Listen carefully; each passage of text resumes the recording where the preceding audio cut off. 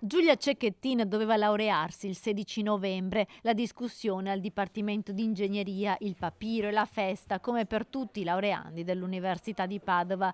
Giulia però quel 16 novembre non varcò mai il cancello del Dipartimento di Via Gradenigo al Portello. Il suo assassino, Filippo Turetta, l'aveva già uccisa negandole quel traguardo che tanto sognava. Giulia però quella laurea la riceverà con tutti gli onori nell'aula magna del Bo, la stessa aula dove parlò Galileo Galilei, dove ogni anno si rinnova il rito solenne dell'inaugurazione dell'anno accademico.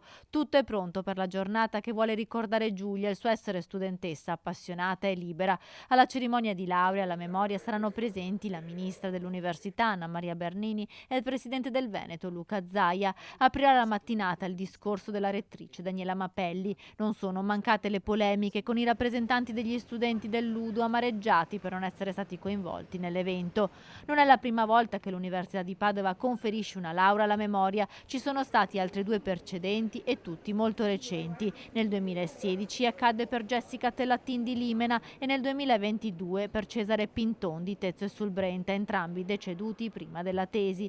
L'elaborato di Giulia Cecchettin era molto buono, avrebbe preso un bel voto, ci disse la sua relatrice, la professoressa Silvia Todros, all'indomani della tragedia. Oltre alle borse di studio in memoria di Giulia, finanziate con fondi PNRR, il Dipartimento di Ingegneria dell'Informazione dell'Università di Padova, per ricordare la studentessa, ha istituito 10 premi di laurea da 1.000 euro ciascuno, riservati alle studentesse che conseguono il titolo di laurea nei corsi di laurea triennale del DEI negli anni accademici 2023-2024 e 2024-2025.